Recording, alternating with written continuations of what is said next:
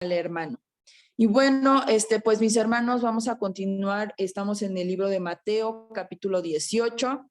El viernes pasado estudiamos del versículo 1 al 5 y hoy voy a dar continuación a esta parte. Hoy no va a estar con nosotros el hermano Jorge, tuvo un asunto familiar, pero pues vamos a estar toda la hora conmigo. Y vamos a tomar del capítulo 18, del 6 al 9, y de ahí vamos a tomar del versículo 15 al 20. Entonces voy a dar inicio.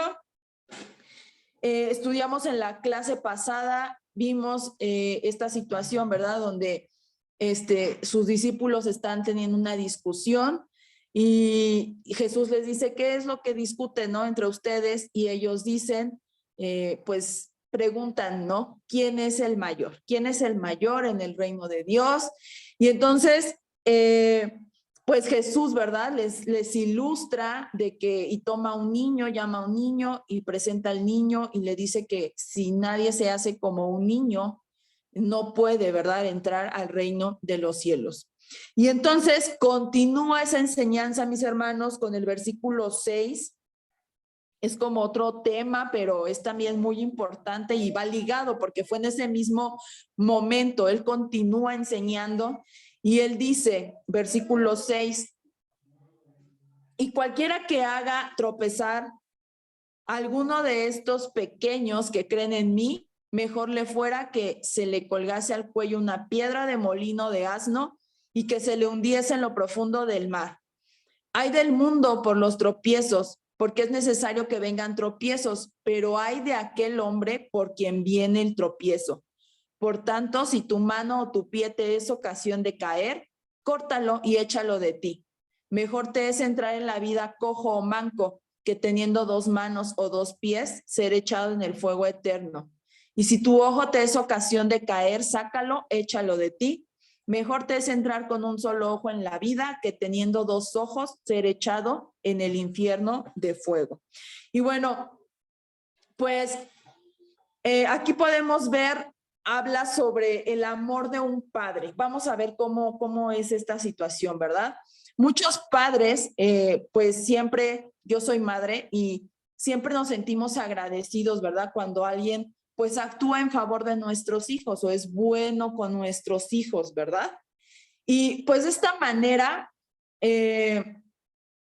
también como padres, nos es muy fácil perdonar por ejemplo, una ofensa contra nuestra persona, ¿verdad? Pero ¿qué ocurre cuando te ofenden a un hijo o cuando maltratan a uno de tus hijos? O sea, como padre es una situación que te es difícil, ¿verdad? Perdonar o actuar de la manera más, pues, adecuada, es difícil. Pero Dios, hermanos, es ese modelo, ¿verdad? Es el modelo perfecto de este tipo de preocupación paterna, porque a Dios le importan sus hijos. Él siempre ha estado muy interesado por la manera en cómo tratan a sus hijos.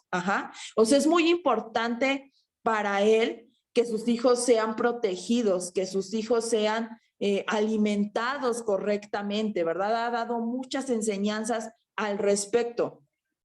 De ahí podemos ver, ¿verdad?, que él ha hecho promesas y él dice, ¿verdad? Yo voy a bendecir al que te bendijere y voy a maldecir si alguien te maldiciere. O sea, desde siempre Dios ha tenido este tipo de atención hacia sus hijos. ¿Por qué? Porque para él es importante. Entonces, esto nos enseña también, hermanos, que el cristianismo como cristianos, ¿verdad? Esto no es un asunto de un sistema religioso. Dios nos ha llamado a ser un pueblo que ha sido redimido a través, pues, de lo que hizo Jesucristo en la cruz, ¿verdad? Y a través de esta redención que recibimos por Cristo, pues ahora somos un pueblo, estamos unidos y somos uno con él a través de Jesucristo. Los cristianos, pues, no solo seguimos las enseñanzas de Jesús o tratamos de vivir conforme a las enseñanzas de Cristo, sino que seguimos a Jesús mismo. Esto quiere decir que también nos identificamos de una manera íntima con él, ¿verdad? De este modo, también Jesús nos enseña cuando somos parte de ese pueblo que él es la cabeza, Jesús es la cabeza, ¿verdad? Y nosotros somos el cuerpo, eso lo dice 1 Corintios 12, 27. También en una ilustración semejante dice que él es la vid y que nosotros somos los pámpanos, ¿verdad? Que estamos pegados a la vid y que fuera de esa vid, separados de la vid, no podemos ser nada. Eso lo dice Juan 15:5.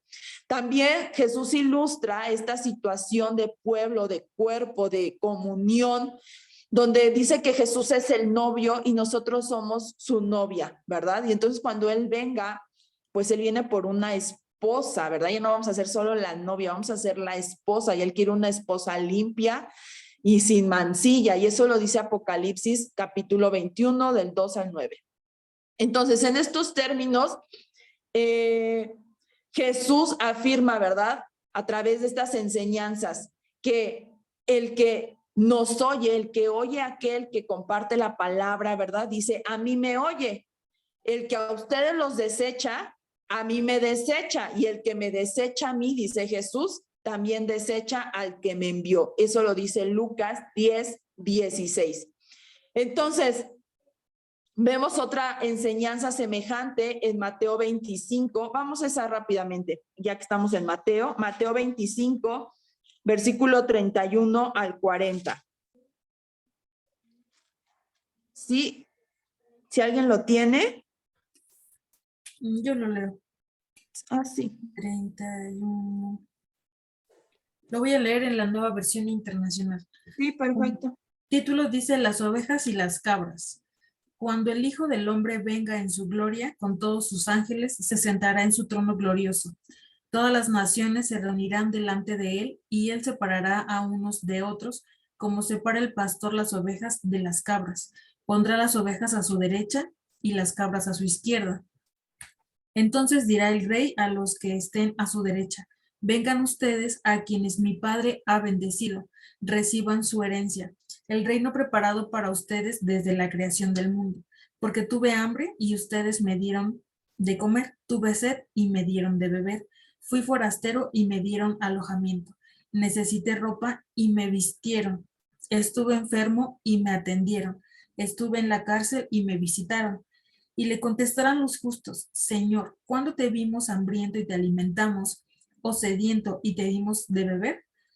¿Cuándo te vimos como forastero y te dimos alojamiento, o necesitado de ropa y te vestimos? ¿Cuándo te vimos enfermo o en la cárcel y te visitamos? El rey les responderá: les aseguro que todo lo que hicieron por uno de mis hermanos, aún por el más pequeño, lo hicieron por mí.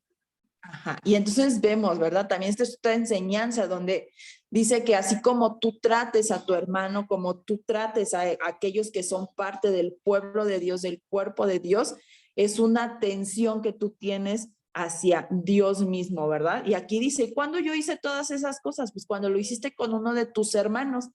El punto aquí, lo contrario sería, ¿verdad? Señor, pero yo oré todo el tiempo, pero yo diezmé, pero yo esto sí, pero cuando fue tu hermano buscando tu consuelo, tu ayuda, tu apoyo, estaba enfermo, no tenía que comer y le negaste las cosas, ¿verdad? También puede ser lo contrario, ¿verdad? ¿Por qué? Porque cuando hiciste esas cosas, cuando rechazaste a tu hermano, a mí también me estabas rechazando. Esa es la parte como contraria, ¿verdad? Entonces, todos los que hemos creído pues en Jesús, debemos de tener una forma de ser, ¿verdad? Y esa forma de ser es que debemos los unos con los otros recibirnos con amor, con cuidado, con bondad, con ternura, ¿verdad? Y de esta forma debemos abrir nuestros corazones para recibir a todos nuestros demás hermanos creyentes, ¿verdad? Sin importar quiénes sean. Quizás ni los conozcamos, pero son parte del pueblo de Dios y esa debe de ser nuestra conducta hacia todo hijo de Dios, hermano en la fe, ¿verdad? Y al hacer esto, estamos aceptando al Señor Jesús porque el Espíritu Santo, y ya lo hemos hablado, el Señor depositó de su Espíritu Santo en cada uno de ellos y por lo tanto son una parte importante para Dios. Debemos cuidarnos unos a otros como hijos preciosos, ¿verdad? Este es un mensaje muy importante como comunidad de fe, como iglesia. Y aquí dice, ¿verdad? Hay un peligro, que cualquiera que haga tropezar a alguno de estos pequeños que creen en mí, dice, mejor le fuera que se colgase al cuello una piedra y se hundiese en lo profundo del mar, ¿verdad? Entonces aquí Jesús presenta un lado negativo de lo que mencionamos antes. Cuando una persona maltrata a un cristiano, a un hermano en la fe, pues está maltratando a Cristo, ¿verdad? Esto es y por parejo, o sea, ya puede ser que un incrédulo moleste o maltrate a un cristiano o un cristiano maltrate a otro cristiano, o sea, es igual, ¿verdad? Y aquí este verbo hacer tropezar viene de escandaliz, y significa literalmente hacer caer. Por lo tanto, aquí el Señor está hablando, ¿verdad? Que cualquiera que tienta, que influencia, ¿verdad? O trata mal a un creyente en alguna forma, que lo lleve a pecar o en alguna manera le facilite caer en pecado, ¿verdad? Ese es el que debería atarse una piedra al cuello y lanzarse. Bueno, una persona que es responsable por hacer que un cristiano peque, comete pues una falta contra Cristo mismo, ¿verdad? Y Jesús declara, quien hace esas cosas, pues es mejor que padezca una muerte horrible. Bueno, en realidad dice que se colgase una piedra al cuello. Esta piedra, hermanos, es algo muy conocido en ese tiempo. En ese tiempo le colgaban esta piedra de asno, pues literalmente a un burro, y lo que hacía era que caminaba y de ese modo hacía girar un molino, de esa forma. Entonces era una situación pues muy ilustrativa y que toda la gente conocía en ese entonces. Todo el mundo sabía que era una piedra y esta era una piedra muy grande, pesaba muchas libras, ¿verdad? Y en ocasiones los romanos en ese tiempo practicaban esta forma de ejecución, o sea, lo que hacían es que ataban una piedra pesada al cuello de un delincuente o alguien que ellos creían era un delincuente y lo lanzaban por la borda en aguas profundas. Esta era una forma pagana de ejecución, ¿verdad? Y pues era muy fea. Y hablando, los judíos veían muy mal, por ejemplo, pues esta práctica, así como la crucifixión. Y recordemos, ¿verdad? Que incluso en la ley decía que maldito era todo aquel que moría en una cruz. Bueno, también esta forma de morir era algo pues muy feo, ¿verdad? Entonces Jesús dice que padecer esta muerte tan espantosa sería mejor que hacer pecar a uno de los miembros, así sea el más pequeño de su pueblo, ¿verdad?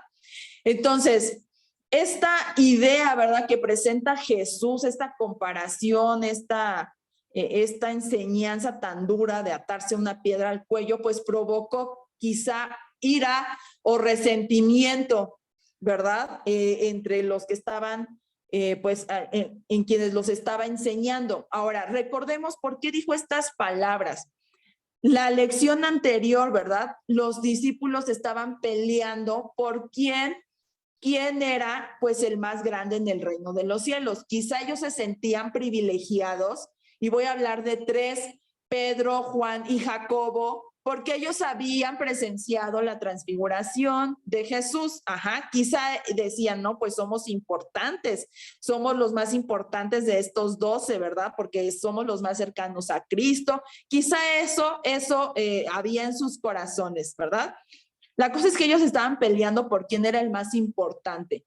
Entonces, estas cuestiones quizá hicieron que ellos hicieran menos a los otros 9, ¿verdad? Si eran 12, quizá los otros 9 los hicieron sentir como que ellos no eran tan importantes, porque ellos no habían presenciado la transfiguración de Cristo, ¿verdad?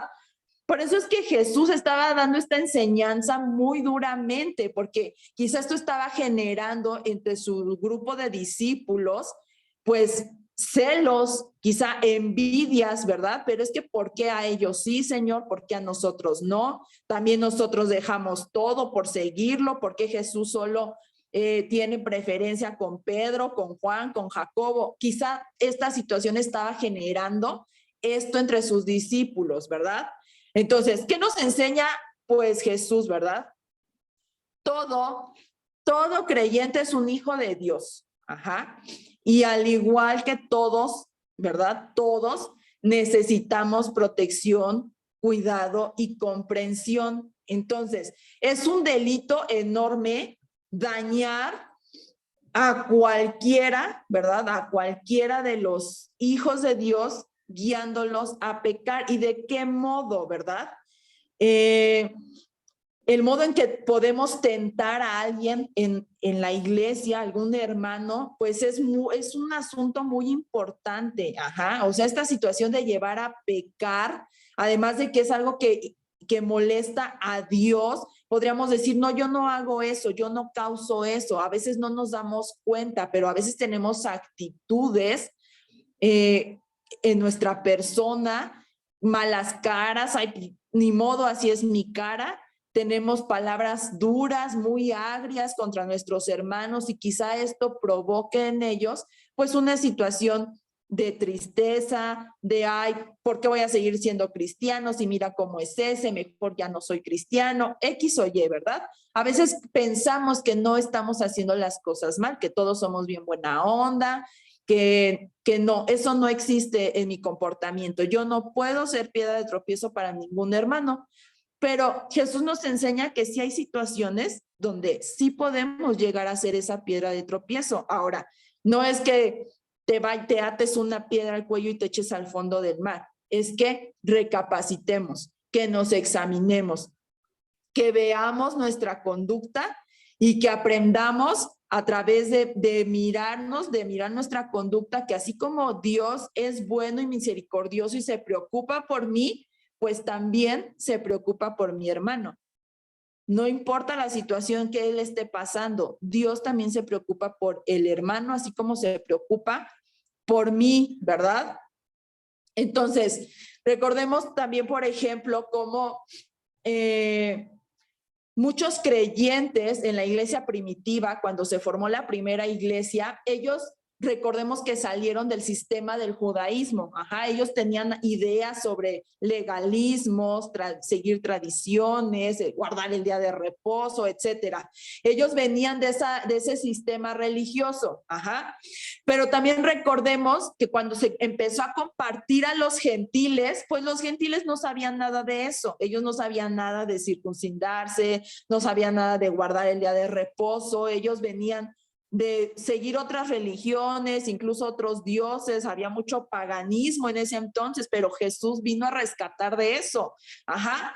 El punto es de que empezó a haber un conflicto entre algunos hermanos que salían del judaísmo y algunos gentiles, ¿verdad? ¿Por qué? Porque los gentiles no se circuncidaban, no guardaban el día de reposo, y los que venían del judaísmo, a pesar de que Jesucristo ya los había venido a rescatar y les estaba enseñando, ¿verdad? Que era por fe, por gracia, no por obras. Ellos seguían insistentes en guardar el día de reposo, la circuncisión y algunas tradiciones del sistema judaico, ¿verdad? Entonces, ¿qué provocaba esto? Pues el hecho de que hubiera conflictos era de que había piedras de tropiezo, ¿no? Quizá había esa distinción de que, ay, como yo soy judío, ay, tú gentil, tú no sabes nada, ¿no? Tú eres menos porque eres gentil. Yo vengo del judaísmo, de años de tradición, ¿no? Mi pueblo peleó con gigantes, ¿no? Tú eres un filisteo incircunciso, casi, casi. Quizá había esta situación donde hacían sentir menos. Por eso es que es esta enseñanza, ¿verdad? A tiempo que Jesús está dando. No hagan tropezar a ninguno de sus hermanos, ¿verdad? Sean amorosos unos con otros, quiéranse los unos con los otros, apóyense, anímense, ayúdense a crecer, ¿verdad? Entonces, es muy trágico, hermanos, que hay muchos creyentes hoy en día que mueren de hambre por comida espiritual, ¿verdad? Por alimento espiritual. Pero viven en una fe, en una aparente fe cristiana, asisten a una iglesia y sin embargo se están muriendo de hambre, están desnutridos espiritualmente. Podemos ver que a lo largo del Nuevo Testamento se amonesta constantemente a los creyentes a estarnos animando unos a otros en la justicia. A esto somos llamados, dice Hebreos 10:24. Considerémonos unos a otros para estimularnos al amor y a las buenas obras. El mundo está constantemente poniendo trampas de pecado, sí es cierto. ¿Y quién creen que son sus víctimas favoritas? Pues los hijos de Dios, ¿verdad? A quienes nos ha rescatado pues del pecado, son las víctimas predilectas del mundo, ¿verdad? Y esto es una característica del mundo y la condición caída, ¿verdad? De este mundo. Es inevitable que vengan tales tropiezos, por eso dice aquí la palabra, ay del mundo, ¿verdad? En el versículo, ya me perdí, espérenme. Dice, ay del mundo por los tropiezos, sí, porque es inevitable, va a seguir habiendo hasta que el Señor regrese. Pero dice, ay de aquel hombre por quien viene el tropiezo. Jesús ya había establecido la gravedad, ¿verdad? De esto, al declarar que era mejor que una persona que era culpable de esto, que se lanzara al mar y se ahogara, ¿verdad? Mejor muertos que hacer tropezar a uno de los pequeños del Señor. Pero ahora Jesús agrega, ¿verdad? Porque así como Jesús presenta el problema, Jesús confronta los problemas, recordemos eso, también da la solución. No nos deja solo en la confrontación y háganse pelotas ahí como puedan. No, Jesús nos da también la solución, la puerta, la salida, ¿verdad? Y entonces dice, por tanto, si tu mano, tu pie te es ocasión de caer, córtalo, échalo de ti, ¿verdad? O si tu mano, o si tus manos, tus dos pies te son ocasión de caer, córtalos, ¿verdad? Si tu ojo te es ocasión de caer, sácalo. Mejor es entrar con un solo ojo, un ojo manco, que teniendo dos ojos, dos pies, dos manos y ser echado en el infierno de fuego. Entonces, aquí es evidente que el Señor, esta parte ya la había mencionado anteriormente Jesús en Mateo 5, me parece. De hecho, ya habíamos estudiado esta parte, pero aquí lo vuelve a reiterar. El Señor está hablando de forma figurada, ¿verdad? Porque ya vimos que no sirve de nada sacarme mis ojos y en mi mente estar pensando pecaminosamente. Eso no sirve de nada, ¿verdad? Pero lo que quiere decir aquí es que nada vale la pena conservar si en alguna manera lleva a pecar. Ajá. Entonces, la sugerencia aquí es que hay gracia disponible que supera todo a fin de conseguir la victoria sobre la tentación y el pecado. Ajá. Esto es un acto de prevención. Esto quiere decir que una persona debe hacer lo que sea necesario, aunque parezca doloroso, aunque parezca muy difícil, aunque parezca algo extremo, para no pecar o para no hacer que otros pequen. Este estudio ya lo habíamos dado porque ya lo había mencionado Jesús anteriormente, ¿verdad? Que si tu ojo, tu mano, tu pie te es ocasión de pecar, sácalo de ti. Y es que debemos estar dispuestos a hacer lo que sea necesario, aunque parezca doloroso, aunque parezca muy difícil, extremo quizá. Si mi tentación, mi tentación, mi lucha, ¿verdad? Es, no sé, pasar mucho tiempo viendo la televisión. Bueno, agarra tu tele, véndela o regálala o tírala a la basura. Ay, pero ¿cómo voy a tirar una tele? Bueno, ese es el extremo al que Jesús se está refiriendo. Pues si eso es lo que te es ocasión de pecar, de caer, de tu negligencia espiritual, de que por eso no te conectas a los estudios, que por eso no oras, por eso no lees la palabra, si eso es tu ocasión de caer, quítalo, córtalo, agarra tu tele y tírala a la basura o regálala o véndela. haz algo, ¿verdad? Aunque parezca extremo, bueno, pues así es como funciona. Eso es lo que quiere dar a entender Jesús. Obviamente no te vas a sacar un ojo, ¿verdad? Para ya no ver la tele. No. O sea, toma medidas extremas, pon acción a las cosas, ¿verdad? La mejor prevención contra el hacer que otros pequen es realizar cualquier sacrificio que sea necesario para nosotros mismos protegernos del pecado. Pablo manifestó en 1 Corintios 9:7, golpeo mi cuerpo y lo pongo en servidumbre, no sea que habiendo sido heraldo para otros, yo mismo venga a ser eliminado. La persona que se ocupa de manera terminante de sus propias tentaciones y pecados estará en menor peligro de hacer que otros pequen, ¿verdad? Si está verdaderamente preocupada de no caer espiritualmente, pues también va a estar preparada y motivada para ayudar a que otros pues no pequen y no caigan en pecado, ¿verdad? Y bueno, hermanos, pues aquí termina esa parte y ahora sí vamos a tomar del versículo 15 al versículo 20. Ajá. Y dice el subtítulo, el encabezado, dice, ¿cómo se debe perdonar al hermano? Y dice, por tanto, si tu hermano peca contra ti, ve y repréndele, estando tú y él solos. Si te oyere, has ganado a tu hermano. Pero si no te oyere, toma aún contigo a uno o dos, para que en boca de 2 o 3 testigos conste toda palabra. Si no los oyere a ellos, dilo a la iglesia. Y si no oyere a la iglesia, tenle por gentil y publicano. De cierto os digo que todo lo que atéis en la tierra será atado en el cielo, y todo lo que desatéis en la tierra será desatado en el cielo. Otra vez os digo que si 2 de ustedes se pusieren de acuerdo en la tierra acerca de cualquier cosa que pidieren, les será hecho por mi Padre que está en el cielo. Porque donde están 2 o 3 congregados en mi nombre, ahí estoy yo en medio de ellos, ¿verdad? Entonces, en este contexto, recordemos que el tema anterior a este fue la parábola de la oveja perdida, ¿verdad? Y el tema fue que Jesús había venido a rescatar lo que se había perdido.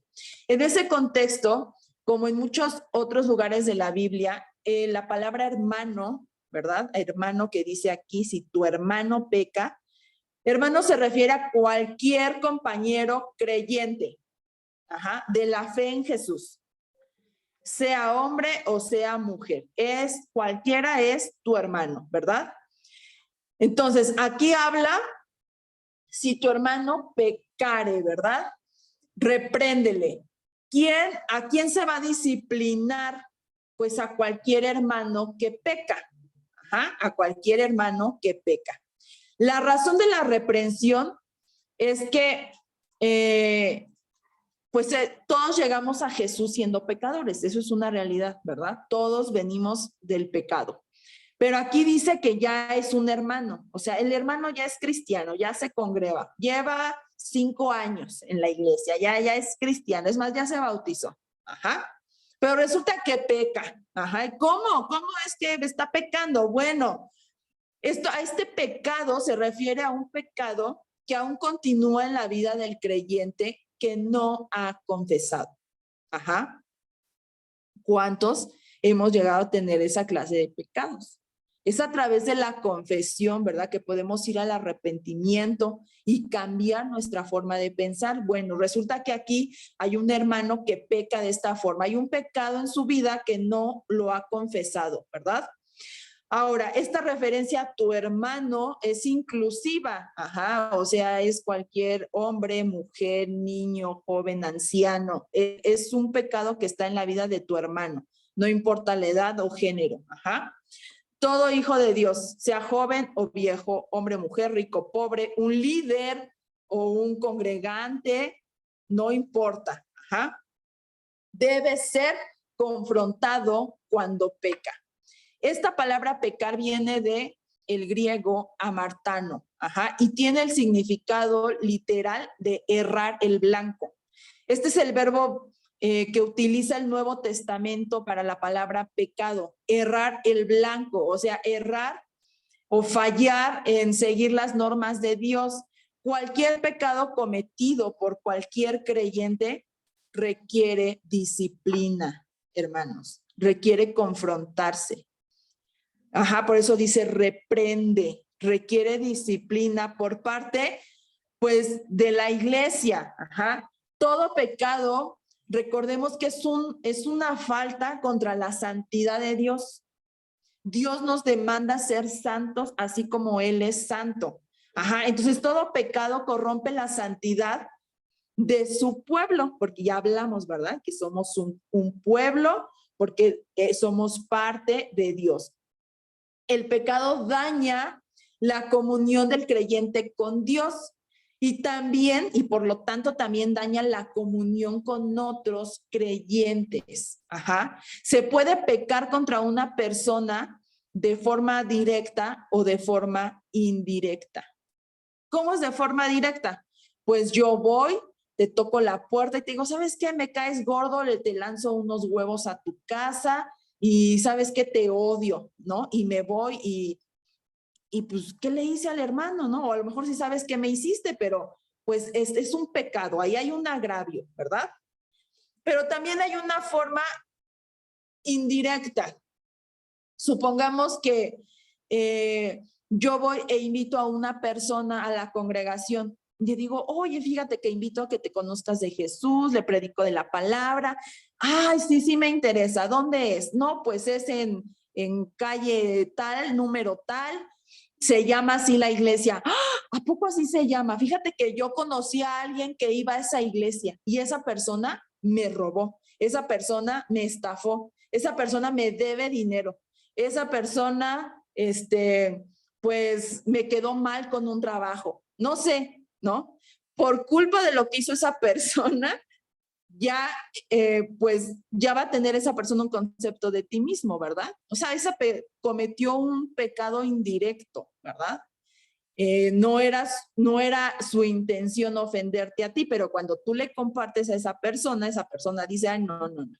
Yo conocí a esa persona y no, todos han de ser iguales.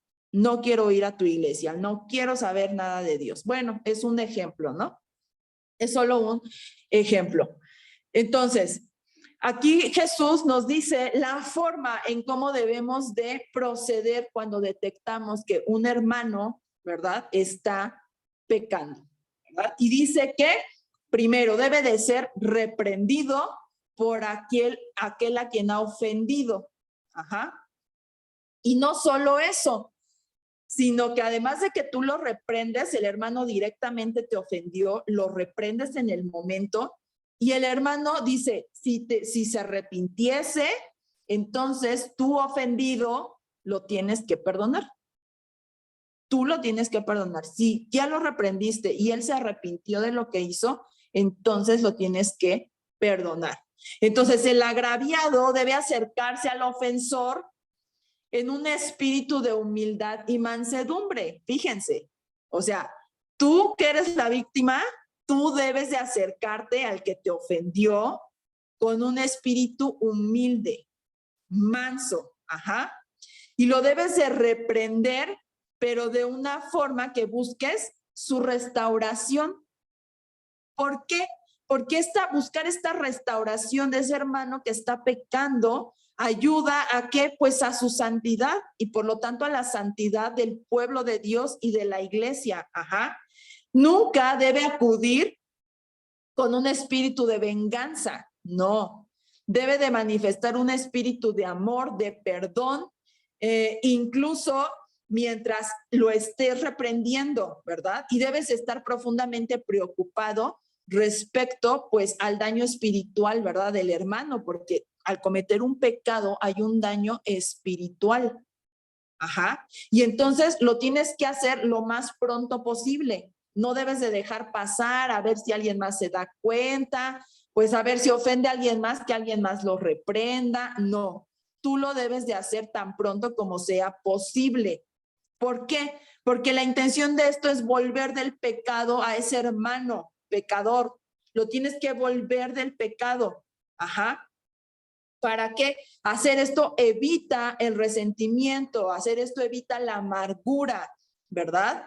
Dios siempre llama a sus hijos a ser buenos unos con otros, misericordiosos, perdonándonos unos a otros, como también Dios nos perdonó en Cristo Jesús. Eso lo dice Efesios 4:32. Y entonces, en un sentido más amplio, los cristianos son víctimas de cualquier pecado cometido por cualquier otro creyente. Siempre que un hermano comete un pecado, peca contra todos, hermanos. De forma indirecta quizá, pero principalmente, hermanos, peca contra Cristo. Y si todos estamos ligados a Cristo, entonces es obvio que afecta a todos. Es por eso que debemos reprender en el momento, con estas características, ¿verdad? Con mansedumbre, con amor, con humildad. Entonces, cada pecado cometido por un creyente, por un hermano, mancha toda la comunidad de creyentes, pero sobre todo, pues mancha todo pues el cuerpo de Cristo, porque finalmente es la obra de Dios, es la obra del Señor, ¿verdad? Ya trátese de calumnia, de robo, el chisme, de inmoralidad sexual, deshonestidad, lo que sea, falta de sumisión, blasfemia, vulgaridades, borracheras, cualquier otro tipo de pecado, cualquier pecado, ¿verdad? Pues recordemos que lo comete contra el Hijo de Dios, ¿verdad? Y por lo tanto, pues afecta a toda la comunidad, porque todos estamos ligados a Dios. Es por eso que es importante la reprensión a tiempo, a tiempo. Y entonces dice, tu hermano peca contra ti, repréndele, ve y repréndele, o sea, tú ve y tú repréndele, estando tú y él solos. Ajá. Jesús aquí estaba ofreciendo una instrucción general a sus seguidores, ¿verdad? Y aquí también es inclusiva, o sea, tú, mujer, joven, rico, pobre, líder, congregante, tú ve y tú repréndelo. La persona responsable para iniciar la disciplina es cualquier creyente que esté consciente del pecado de otro creyente. La disciplina no es simplemente responsabilidad del líder, hermanos, de liderazgo en la iglesia, sino de cada miembro. Repréndele. Esta palabra viene de elenco, elencho, pero se pronuncia elenco, ¿no? Que tiene el significado de llevar a la luz o poner al descubierto. Ajá. Entonces, esto sugiere que pues al hermano se le debe mostrar su pecado de tal manera que no pueda dejar de reconocer su falta por lo que hizo. Ajá. La primera confrontación a un hermano que peca, dice la palabra que debe ser estando solos. Tú que fuiste el agraviado, que detectaste el pecado, y el hermano, ¿verdad? Uno a uno. Y dice que si la persona pues confiesa y se arrepiente, ya no es necesaria más disciplina. A nadie más se debe de incluir en el asunto. Cuando se le corrige en privado y con un espíritu de humildad y de amor, pues es más probable que cambie o que confiese su pecado, ¿verdad? A que él se haga público y se extienda a toda la comunidad. Es como más probable que el hermano ceda, pues estando uno a uno, ¿verdad? Recordemos que cuando Pedro fue intimidado por los judaizantes de Antioquía, comenzó a separarse de los creyentes gentiles, ¿se acuerdan? Que hubo ahí como que hubo una separación entre creyentes judíos y creyentes gentiles, pero Pablo se dio cuenta de esta situación y eso lo podemos ver en Gálatas 2:11, ¿verdad? Pablo entonces lo reprende cara a cara, porque lo que estaba haciendo Pedro no era correcto. ¿Y qué ocurrió? Pues que Pedro admite su pecado y se arrepiente, ¿verdad? Más tarde, después escribe, y lo podemos ver en 2 de Pedro 3:15, escribe, ¿verdad? Lo que generó contra su hermano Pablo. Pues un amor muy grande, porque la reprensión, hermanos, de la manera correcta debe de generar eso. Dice la palabra de Dios que eso gana a tu hermano. Entonces, podemos ver que Pedro y Pablo, pues surgió una amistad entre ellos, ¿verdad? Y se hizo muy profunda. Ajá. Y esto tuvo que ver mucho con que Pablo tuviera cuidado en reprender a Pedro. Pedro pudo haber dicho, ¿tú quién eres, Pablo? O sea, yo caminé con Jesús, ¿no? ¿Tú quién eres? Tú no sabes nada. Sin embargo, que Pablo tuviera la instrucción correcta y la forma correcta de reprender a su hermano Pedro, ¿verdad? Hizo que no hubiera rencor, no hubiera resentimiento, no hubiera enojo, sino al contrario, ¿verdad? Creó en ellos una amistad, un lazo de hermandad, ¿verdad? Porque recordemos que lo que los unía era Cristo. Lo que nos une, hermanos, es Cristo. Entonces, un cristiano que no está preocupado por volver del pecado a un hermano creyente, pues también necesita ayuda espiritual. Ajá. Un hermano, ¿verdad?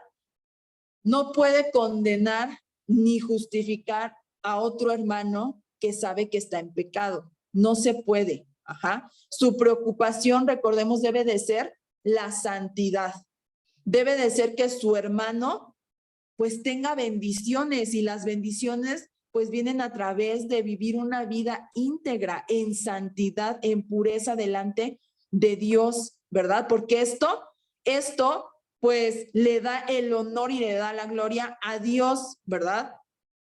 Entonces, hay algunas cosas que son necesarias para llevar de modo eficaz esta reprensión hacia un hermano en la fe acerca de cualquier pecado que esté cometiendo. Primero, es un requisito muy obvio, ¿verdad? Que es tener la disposición de ir y reprender a un hermano que está pecando, estando los dos solos.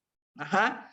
Si no hace caso, entonces debemos estar dispuestos a llevar uno o dos creyentes. Ajá. No con el fin de exponerlo, no con el fin de avergonzarlo, no, ¿verdad? Es con el fin de que en la multitud de consejos, ¿verdad? El hermano pueda comprender, pueda captar que está fallando, que está pecando contra Dios y pueda ir al arrepentimiento. Esta situación de los 2 o 3 testigos no es de hoy, hermanos, se estableció desde la ley de Moisés, y él decía que para acusar a una persona que estaba haciendo algo tenía que haber 2 o más testigos que pudieran verificar y corroborar, ¿verdad? Que de lo que se le estaba acusando, pues era verdadero. Ajá. Entonces, a todo creyente se le da la orden de ir y reprender a un hermano o una hermana que esté pecando. Esa es una parte de la obra de Dios, hermanos. Es un ministerio inclusive, ¿verdad? Ir y reprender a un hermano, ¿verdad?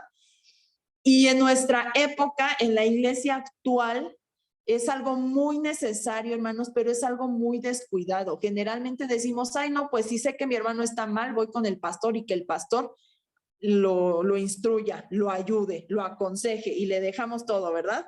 El líder, no, voy con el líder de jóvenes y que él lo haga, que el pastor no haga, ¿no? O voy con sus papás, que sus papás lo reprendan, que sus papás lo regañen. Sin embargo, hermanos, aquí la palabra de Dios es muy clara, ¿verdad? Tú ve y tú repréndele cara a cara. Obviamente con estas características, ¿verdad? Buscar que el hermano verdaderamente, pues, vaya en arrepentimiento y vuelva de su pecado. Entonces, todos los creyentes, todo cristiano está llamado a ser ministros, pues, de la santidad, ¿verdad? Y ayudar a proteger la pureza y la integridad del cuerpo de Cristo. Ajá. Cuando ministramos con disciplina, ¿verdad? En un espíritu de amor, de humildad, pues todo hermano, porque aquí la palabra de Dios menciona la palabra hermano, todo hermano puede ser un arma eficaz en manos de Dios para purificar la iglesia y restaurar a los hijos de Dios que han caído. Esto es importante. Vimos anteriormente la parábola de la oveja perdida. A Dios le importa, hermanos, aquel descarriado, el que va y está perdido. A Dios le importa ir en busca de ese, aunque sea uno. Dice, dejo 99 y voy por uno. A Dios le importa. Entonces el Señor le ordenó a Israel En Levítico capítulo 19, versículo 16, les dice: no andarás chismeando entre tu pueblo, no atentarás contra la vida de tu prójimo. Yo, Jehová, no aborrecerás a tu hermano en tu corazón, ¿verdad? Y además sigue diciendo: reprende con franqueza a tu prójimo. Eso lo dice en Levíticos, estamos hablando de la ley de Moisés. Reprende con franqueza a tu prójimo. Entonces, a veces la falta de voluntad, de disposición para reprender a un hermano que peca, pues es una forma, hermanos, de no amarlo también, ¿verdad? No se le ama lo suficiente para advertirle que está en un peligro espiritual, porque al dejarlo permanecer en su pecado, pues su vida está en peligro. Entonces, no reprenderlo es no amarlo suficientemente. Por eso la palabra de Dios dice: Dios al hijo que ama lo reprende. Lo reprende, no lo premia, no, lo reprende. Entonces, no podemos decir: ay, no, es que yo soy muy amorosa, yo no puedo hablar fuertemente, a mí no me sale eso de regañar a un hermano, una hermana en Cristo. No, no podemos engañarnos. No podemos decir: ay, es que soy demasiado amoroso. No, eso puede llegar a ser insensibilidad. Un cristiano que es tierno o amoroso, ¿verdad? No importa que sea así, debes de desear la disciplina apropiada para aquellos que amas. Y esto aplica, hermano, pues aplica principalmente pues a tu familia, ¿no? También, principalmente. O sea, la disciplina, por ejemplo, como padres que nosotros debemos tener en casa, debe de ser de esta forma. A ver, hijo, no voy a consentir a mis hijos y les voy a permitir que hagan lo que quieran. No, tengo que reprender a tiempo. Cuando yo estoy detectando que algo no está bien. ¿Por qué? Porque amo a mis hijos, porque amo a mi familia, ¿sí o no? ¿Verdad? Pues así mismo Dios nos manda a reprender a tiempo, ¿verdad? Entonces, la disciplina hecha de la manera adecuada expresa el tipo de amor más profundo. Las experiencias de renovación que son solo del Espíritu Santo están centradas en el carácter de Dios y están basadas en experiencias que crean humildad. ¿Humildad en quién? Pues en el que ha creído, ¿verdad? Humildad en lugar de orgullo. Y esto es el resultado, hermanos, de que somos una nueva creación, hemos sido nuevas criaturas, tuvimos un nuevo nacimiento. Dios nos dio un nuevo espíritu y ese espíritu es un espíritu de mansedumbre, de amor, de perdón, de misericordia, ¿verdad? Y entonces este espíritu, ¿qué dice la bienaventuranza en Mateo 5, ¿verdad? Bienaventurados los que tienen hambre y sed de justicia, porque tener hambre y sed de justicia, ¿verdad?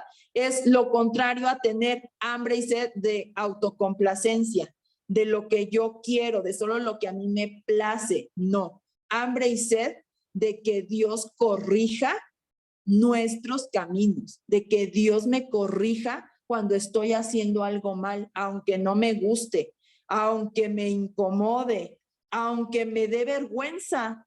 Porque muchas veces es cierto, cuando Dios confronta nuestro pecado, pues a veces nuestro pecado no es algo muy lindo, el pecado no es lindo, ¿verdad? Pero que directamente ya te digan: no, o sea, estás haciendo esto, eres un borracho, eres un mentiroso, eres un chismoso, pues a lo mejor puede causar vergüenza. Pero eso es tener hambre y sed de justicia, que Dios verdaderamente nos transforme.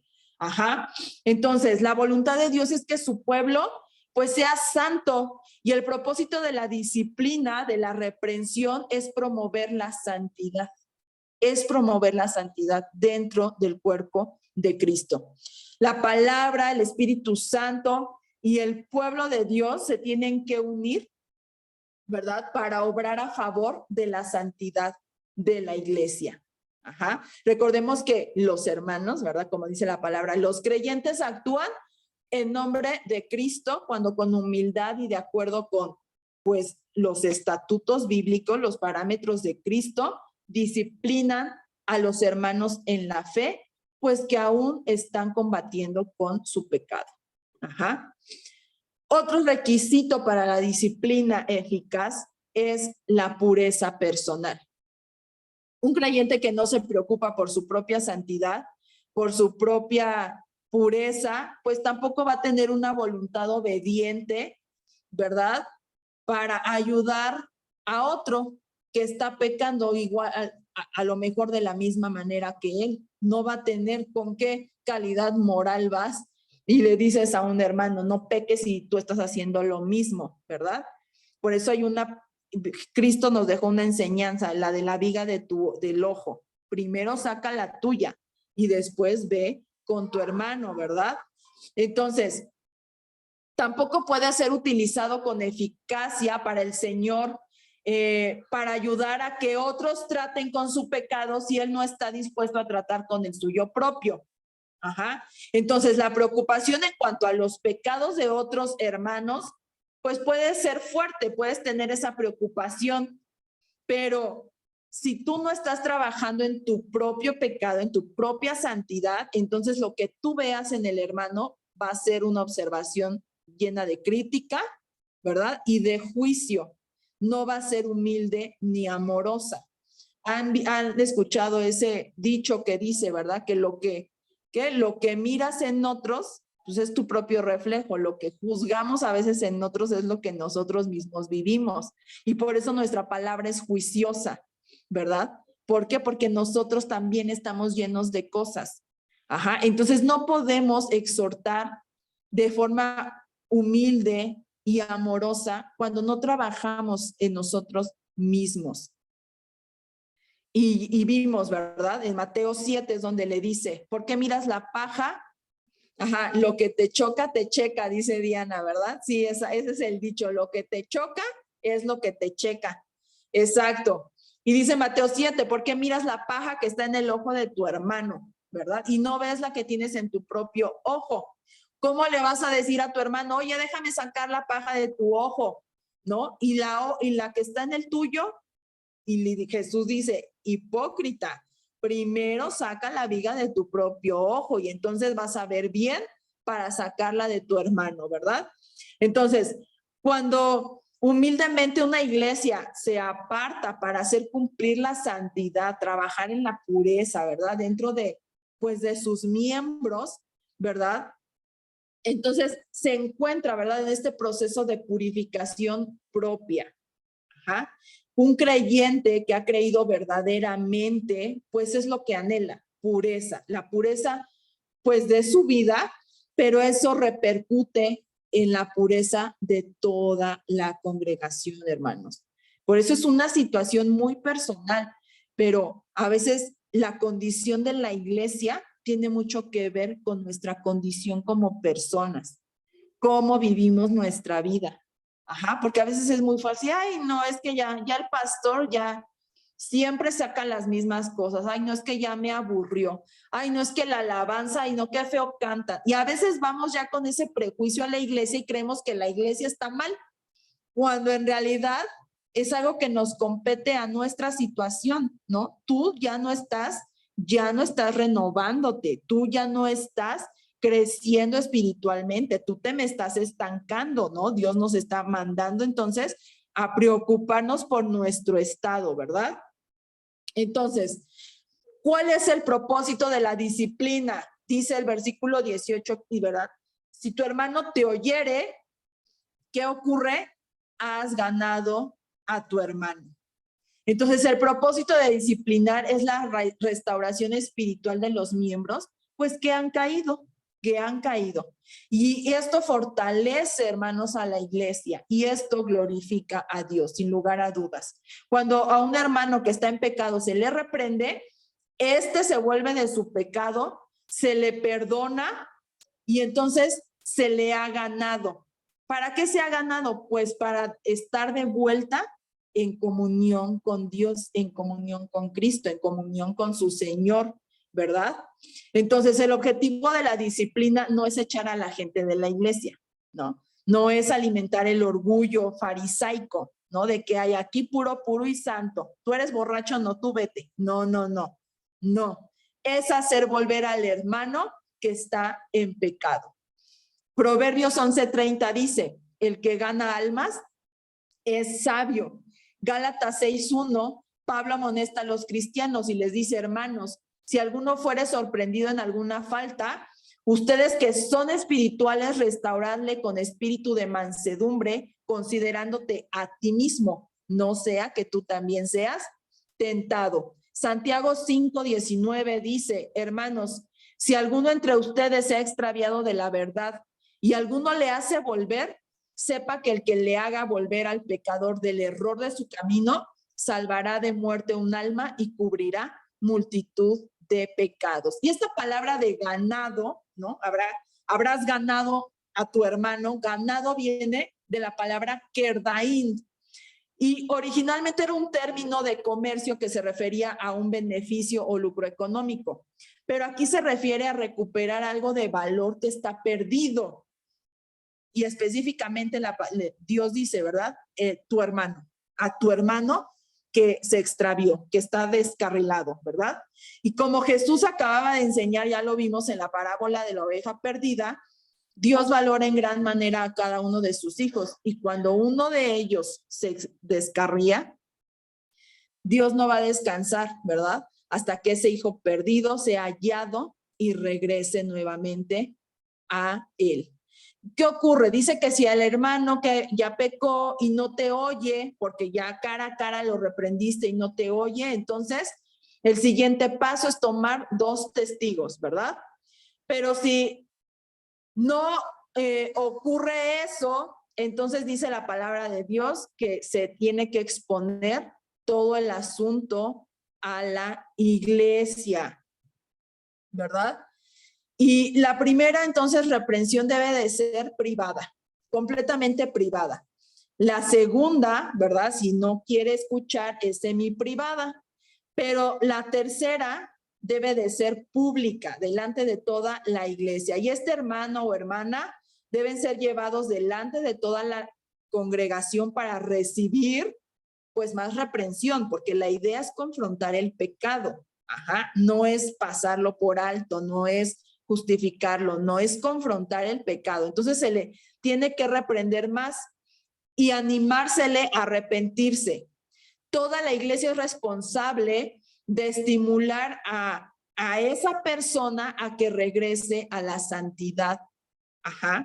Entonces, en el contexto de esta enseñanza de Jesús, en este momento de su ministerio, la iglesia, hermanos, se refiere a cualquier grupo de personas que han sido redimidas o que se reúnen en el nombre de Cristo. Entonces, ¿qué debe de pasar? Bueno, cuando esto ocurre, hermanos, y dice la palabra, y si no quiere arrepentirse, aunque lo hayas expuesto en toda la iglesia, entonces trátalo como a un gentil o a un publicano. Recordemos que Jesús vino a salvar, hermanos, a todos los seres humanos. Y entre sus seguidores hubo de todo. Incluso entre los 12, ¿verdad? Estaba Mateo el publicano, que era un publicano, ¿verdad? Que cobraba impuestos, que era considerado un traidor a su nación, porque el trabajo que hacía no era grato. Y podemos ver a Zaqueo, es otro ejemplo, él también era pues un publicano, ¿verdad? Y vemos que también hubo un gentil, recuerdan que pidió que sanara a su siervo. Este gentil se acercó, era un centurión, se acercó a Jesús para que sanara a su siervo. Entonces, él no hizo acepción de personas, ¿verdad? Él vino a salvar a todos.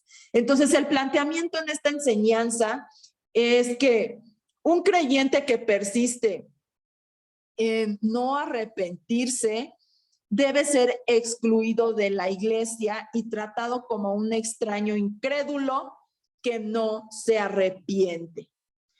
Es una palabra muy fuerte, mis hermanos. Y ya les dije, no se trata de expulsar a las personas, no se trata de esto. Pero recordemos que debe de reprenderse la mala enseñanza, porque todo eso es ejemplo. Porque si no se reprende, otros lo van a ver y van a decir, ay, pues si a él no le hicieron nada, pues yo también lo hago, en fin, que no me van a decir nada. Es por eso que es la exposición pública, para que todos vean que hay reprensión y que el pecado se confronta Y ya hay de ellos si quieren ser avergonzados y públicamente, si no se arrepienten, pues que todo el mundo sepa lo que hacen. Ajá. Pero, aunque la palabra de Dios es muy clara, también, hermanos, nosotros debemos de persistir en buscar a ese hermano. Aunque ese hermano se excluya de la congregación o diga, yo ya no quiero ir porque me avergonzaron delante de todos, nuestra tarea es persistir con el hermano, buscarlo, buscar siempre la oportunidad y seguirle diciendo, hermano, arrepiéntete, hermano, vuelve a Cristo, hermano, no cometas el error, ¿verdad? No te pierdas, no regreses al mundo. Esa debe de ser nuestra labor, con ese corazón de preocupación genuina, hermanos, porque es un alma y para Dios es importante. Y estamos hablando de un hermano que peca, no estamos hablando de un incrédulo, es alguien que ya conoció que el Espíritu de Dios fue depositado en esa persona. Y entonces para Dios es importante. Entonces, no se convierte en nuestro enemigo, no se convierte en un apestado esa persona, no. Debemos seguirle amonestando como un hermano en la fe. Ajá, como un hermano en la fe y buscar cada oportunidad y seguirle diciendo, hermano, arrepiéntete, hermano, vuelve. Y si vuelve, hermano, pues recibirlo con amor, con esperanza, ¿verdad? Qué bueno que regresaste, hermano. Qué bueno que estás aquí. No miradas así de, ay, ¿qué hace aquí? Ay, no, ese no es nuestro deber. La palabra de Dios es muy dura, sí es cierto, pero también es que cuando un creyente se arrepiente debemos recibirlo otra vez, ¿verdad? En la comunión, no mantenerlo apartado, ¿verdad? Como si fuera un miembro de segunda clase. Es necesario perdonarlo, consolarlo, así como Jesús perdonó y consoló a Pedro, ¿verdad? Cuando él se arrepintió de su desobediencia, como vemos en Juan 21, del 15 al 22. Y bueno, hermanos, me faltó un poquito, pero ya continuó esta parte en el siguiente estudio. Y pues esto es todo. Voy a hacer una oración. Señor, te agradecemos, Padre, por tu palabra. Gracias, Señor, por toda tu instrucción, Señor, que tú nos enseñas, mi Dios. Incluso, Señor, para regañar, Señor, tú nos enseñas, nos dejas la instrucción clara de cómo debemos hacerlo, mi Dios. Gracias, Señor, por tu palabra. Gracias, Señor, porque todo lo que tú nos enseñas, mi Dios, es para nuestro crecimiento, Señor, es para nuestra edificación, Señor. Te damos las gracias, mi Dios, por este tiempo, Señor. Sé tú con cada uno de mis hermanos, Señor, y sé tú, Señor, edificando, Señor, a cada persona, Señor, que escuche este mensaje, mi Dios. Si hay alguno, Señor, que tiene que confrontar, Señor, su pecado y volverse a ti y arrepentirse, Señor, pues sé tu Espíritu Santo convenciéndolo, Señor, y llevándolo, Señor, al arrepentimiento, mi Dios. En el nombre precioso de Jesús, te doy las gracias. Amén. Bueno, hermanos, eso es todo por hoy. Nos vemos. Dios les bendice. Nos vemos. Bendiciones. Gracias. Bye.